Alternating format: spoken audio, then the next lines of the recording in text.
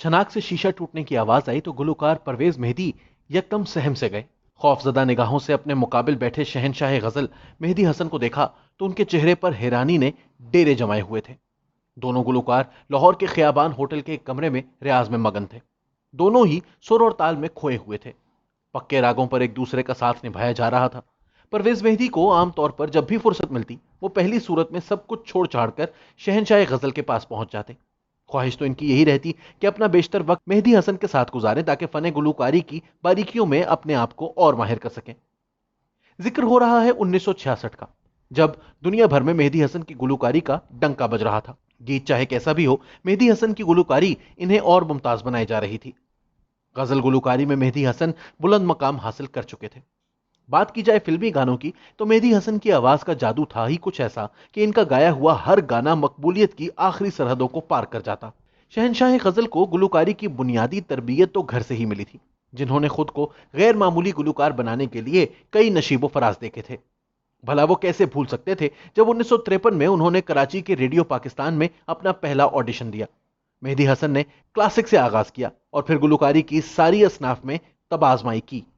Radio producer सफरुल Hasan की समझ नहीं आ रहा था कि मेहदी हसन को वो गुलकारों की किस कैटेगरी में मुंतखब करें।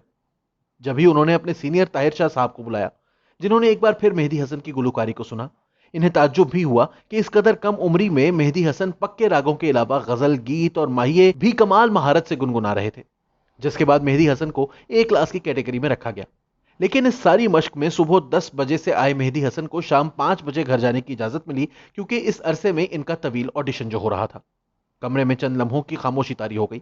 चंद लम्हों पहले की बात है कि जब परवेज मेहदी से कोई सुर नहीं लग रहा था।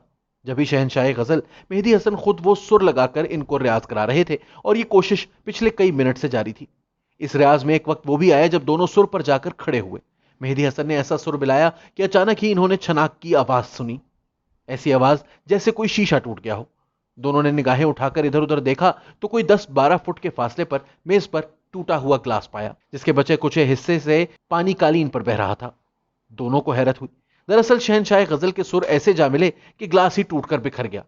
परवेज मेहदी ने हैरानी से शहनशाह गजल से दरियाफ्त किया कि खान साहब, आखिर ये माजरा क्या है। तब मेहदी हसन ने मुस्कुराते हुए बताया कि दरअसल ये सुर की ताकत है कि इनके इर्तिआश से ग्लास टूट गया। परवेज मेहदी ने तो फरते जज्बात से मेहदी हसन के हाथों को बोसा देकर अपनी अकीदत का इजहार किया। शहनशाह गजल मेहदी हसन का मानना था कि फ्रीक्वेंसी में छुपे राज से वाकफियत हासिल कर ली जाए तो बड़े से बड़े किले को उड़ाया जा सकता है। सुर में इतनी ताकत है कि उनका मौसर इस्तेमाल करके धमाका तक किया जा सकता है, यहां तक कि पानी में भी आग लगाई जा सकती है। गालिबन इसीलिए कहा जाता है कि शोला सा लपक जाए, आवाज तो देखो।